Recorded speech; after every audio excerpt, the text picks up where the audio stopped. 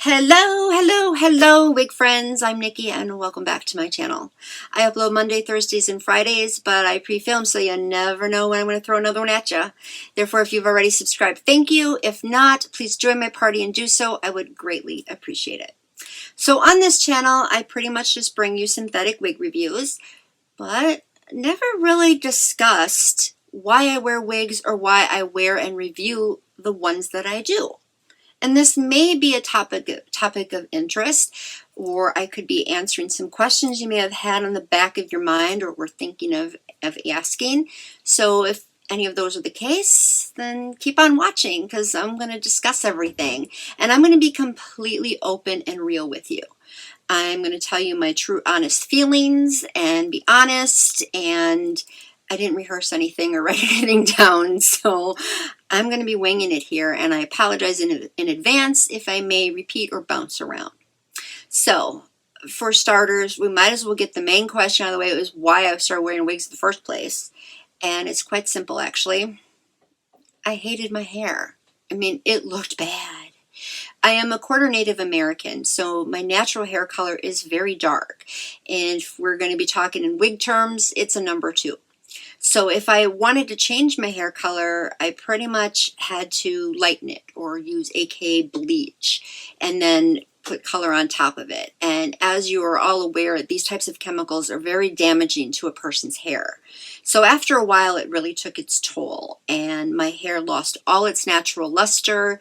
It looked very brittle and dry. I had tons of split ends, and those split ends were causing my hair to not grow past a certain length, no matter how many trims that I did.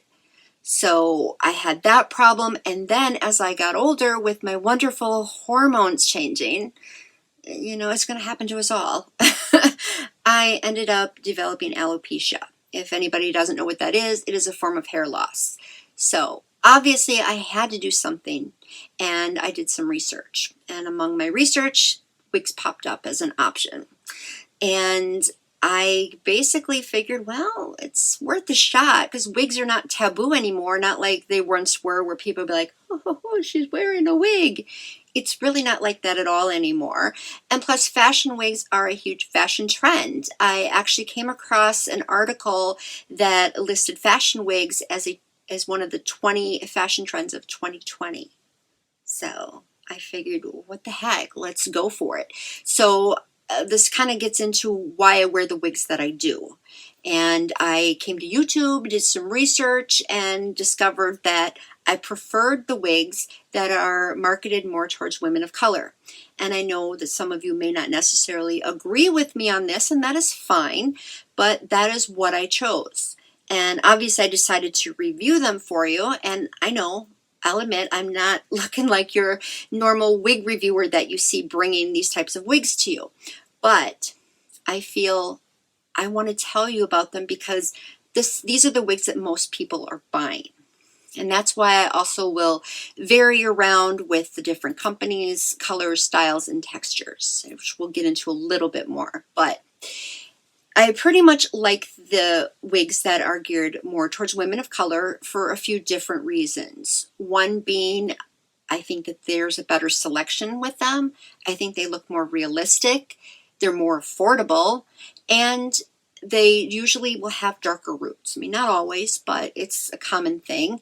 And the darker roots are better for me because of my dark hair. They blend better. And if I want to go with a color that is lighter with the darker roots, it's going to go ahead and match my eyebrows better. So that's the reason for that. And again, I know not everybody may agree with me wearing wigs of different textures, but again, I'm bringing wigs that I think the majority of the population that are watching these videos are interested in. And I like them. I do.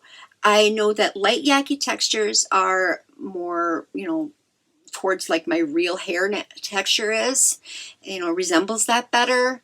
But I love the yaki textured wigs too. I think they're gorgeous. They're soft and full. So it pretty much just depends on what the style is, if I'm willing to go ahead and risk it with a yaki textured wig. And plus, when I'm out on the street, complete stranger has no idea what my real hair texture is like, let alone do they even know the difference between textures. So I feel completely comfortable wearing them. And I think that that is the main thing that is important. Wear what you feel comfortable wearing, what you think makes you look good, makes you feel good. Be happy wearing. Now, I know you might also be asking, well, if I'm trying to bring a variety of wigs that people are interested in, why am I not showing any wigs that are geared more towards women of lighter colors? Well, kind of goes back to the first thing that I mentioned as to why I wear the other ones. They're more expensive and I don't like them. And I do think that the wigs that are marketed to women of color are completely diverse, and women of all different races and ages and ethnicities can wear them. That's just how I feel. So this is my opinion. And obviously I am wearing them, and I'm sure that a lot of other women are too. Now I'm going to grab one of these. This is a wig that is basically marketed towards women of lighter complexion. And you can see this luster. It looks like a really fake shine. I've, seen thousands of women over my lifetime. I have never seen a woman have her hair look like this naturally. I just haven't.